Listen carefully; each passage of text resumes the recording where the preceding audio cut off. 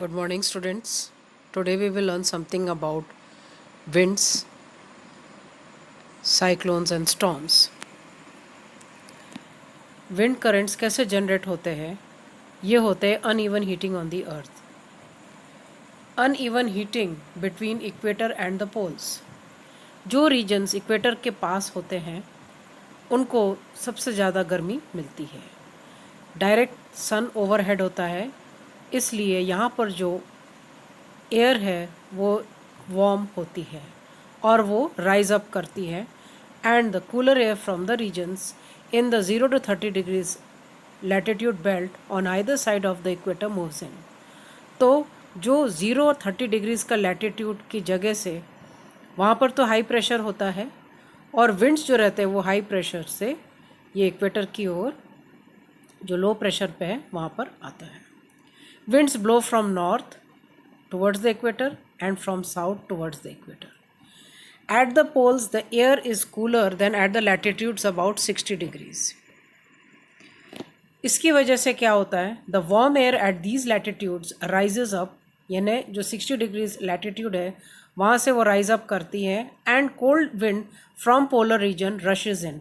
तो जो polar regions है वहाँ से ठंडी हवा आती है and rushes to take its place.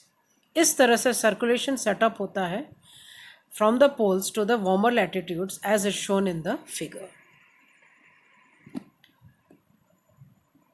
Wind currents are generated due to uneven heating on the earth. अगर हम देखेंगे समर के दौरान इक्वेटर पे जो लैंड होता है वो it warms up faster and most of the time the temperature of the land is higher than that of the water in the oceans.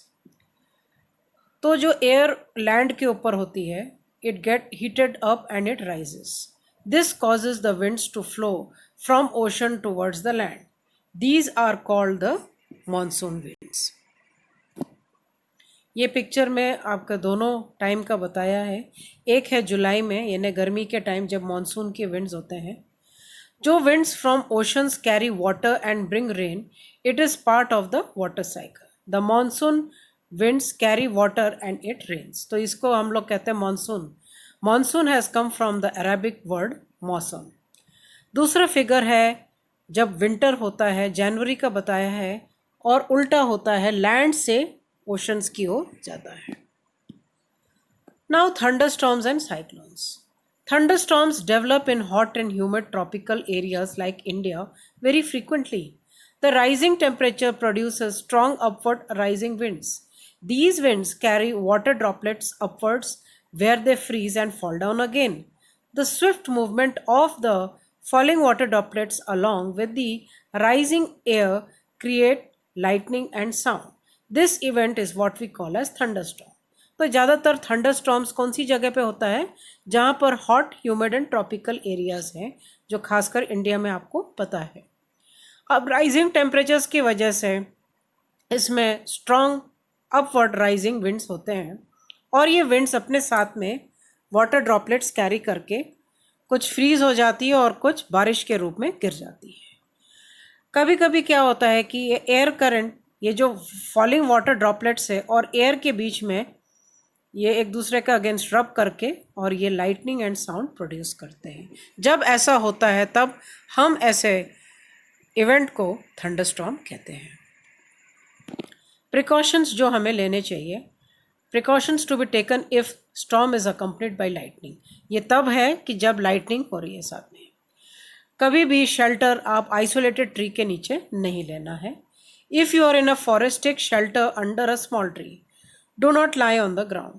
Second है, do not take shelter under an umbrella with a metallic end. Third है, do not sit near a window, open garages, storage sheds. Metal sheds are not safe places to take shelter. A car are the best places and safe place to take shelter. If you are in water, you can go inside a building. यानी वो उसमें से बाहर निकल के building में जाना है. How a thunderstorm becomes a cyclone. Before the cloud formation, water takes up heat from the atmosphere to change to vapor. When the water vapor changes back to the liquid form as raindrops, this heat is released to the atmosphere. The heat release to the atmosphere warms the air around. अब क्या होता है कि ये water vapour बनता है, पर water vapour ऐसा बना नहीं रहता है, वो अपना हीट को लूज कर देता है, वो आसपास सराउंडिंग में it will lose its heat, it will change into liquid form. अब जो हीट आसपास चले गई है तो एयर को गर्म करके और वो एयर राइज अप करती है और उसकी जगह ठंडी हवा लेती है। The air rises up, that the air that becomes hot, it rises up and causes a drop in the pressure. अब एयर ऊपर उठ जाएगी तो वो जगह पे लो प्रेशर क्रिएट हो जाता है। आसपास की जो एयर है वो हाई प्रेशर पे है, वो जल्दी से वो लो प्रेशर की ओर आता है। So more air rushes to the centre of the storm. This cycle is repeated, ये बार बार ऐसा ये होने लगता है जिसकी वजह से साइक्लोन उत्पन्न हो जाता है। The chain of events ends up with the formation of a very low pressure system with a very high speed wind revolving around it. It is this weather condition that we call a cyclone. अब ये बार बार ऐसा होगा, यानी water vapour change करेगा liquid में, heat बाहर निकालेगा, जो ये हीट है एयर को हीट करके वो हॉट एयर राइज करेगी और उसकी जगह पे कोल्ड एयर आएगी। तो ये जल्दी जल्दी होने लगेगा और इतने जल्दी होता है कि ये साइक्लोन में परिवर्तित हो जाता है।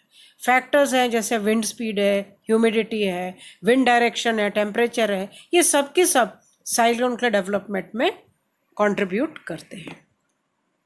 स्ट्रक्चर ऑफ अ साइक्लोन, जो उसका बीच का सेंटर जो रहता है, साइक्लोन का जो बीच का हिस्सा होता है उसको हम आई कहते हैं, वो रीजन ऑफ काम है। The centre of a cyclone is a calm area, it is called the eye of the storm. A large cyclone is violently rotating mass of air in the atmosphere. 10 to 15 kilometers high, the diameter of the eye varies from 10 to 30 kilometers. अब it is a region free, यानी जो आई है वो reason है वो free of clouds है, वहाँ पर क्लाउड्स नहीं मिलेंगे और बहुत हल्की हवाएं चलती हैं, इसीलिए उसको काम एरिया कहते हैं। एंड क्लियर, क्योंकि वहाँ पर बादल नहीं है तो इसलिए क्लियर कहा जाता है। उसके आसपास there is a cloud region of about 150 kilometre in size. In this region there are high speed winds. इसके आसपास आँख के आजू बाजू जो रहते हैं, यानी बाहर की तरफ जो रहते हैं, वो region of high speed winds होते हैं जिनकी स्पीड 150 से लेकर 250 किलोमीटर पर आवर है। एंड थिक क्लाउड्स होते हैं और यहाँ पर with heavy rain. Away from this region the wind speed gradually decreases, धीरे धीरे करके गिरने लगती है। The formation of a cyclone is a very complex process. अब ये डायग्राम आपको अच्छे से याद करना है। आप बीच में देखते हैं कि this is the region of eye calm, और अगर कभी होता है तो तेजी से पानी भी ऊपर उठ के बाहर की ओर आ सकता है। डिस्ट्रक्शन कॉज्ड बाय साइक्लोन्स, ये पूछा जाता है सवाल। Cyclone can be very destructive. Strong winds push the water towards the shore even if the storm is hundreds of kilometers away. There are a few the first indications of an approaching cyclone. The water waves produced by the wind are so powerful that a person cannot overcome them. तो दूर से आपको approaching cyclone भी दिख सकता है और ये इतना ज़्यादा डिस्ट्रक्शन कॉज करता है कि हम लोग उसको सहन नहीं कर सकते हैं। The low pressure in the eye, ये जो बीच का सिरा होता है जैसे आई कहते हैं, वहाँ से low pressure lifts water surface in the centre, तो ये पानी को ऊपर उठाता है, ये यहाँ तक के उड़ जाता है 3 से 12 मीटर तक की। It appears like a water wall, ऐसा लगता है कि पानी की दीवार है और वो चल के आ रही है शोर की ओर। As a result the sea water enters the low lying coastal areas causing severe loss of life and property, तो काफ़ी नुकसान पहुँचाता है। And it reduces the fertility of soil, ये सॉइल को भी नुकसान पहुँचाता है।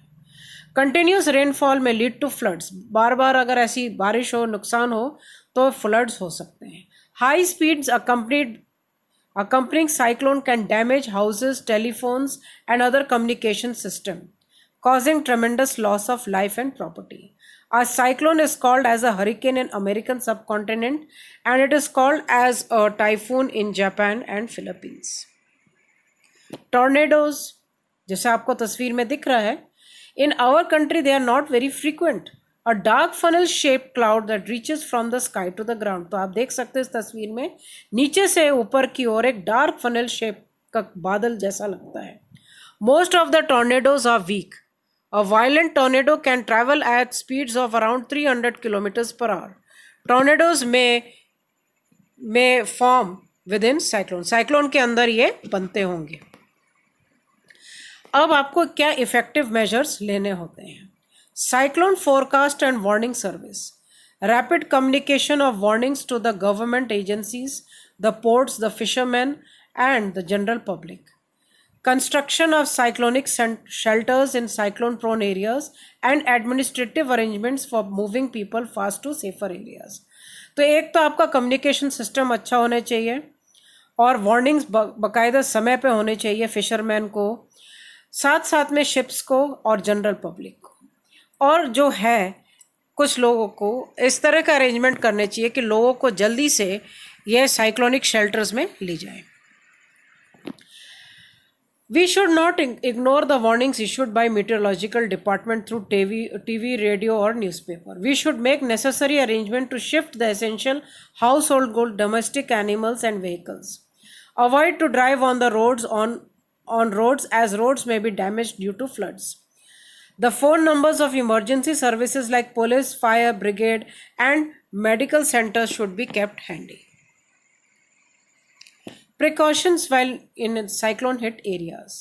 कभी भी पानी नहीं पीना चाहिए क्योंकि हो सकता है वो कंटामिनेटेड हो. पहले से ही ड्रिंकिंग वाटर को स्टोर करके रखने चाहिए. वेट स्विचेस को और फॉलन पावर लाइंस को छूने नहीं चाहिए. बाहर ऐसी मस्ती के लिए नहीं जाना चाहिए कि जाना है बाहर.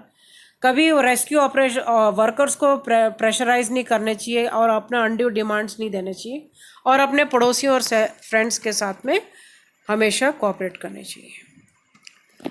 एडवांस टेक्नोलॉजी आजकल बहुत सहायता करती है.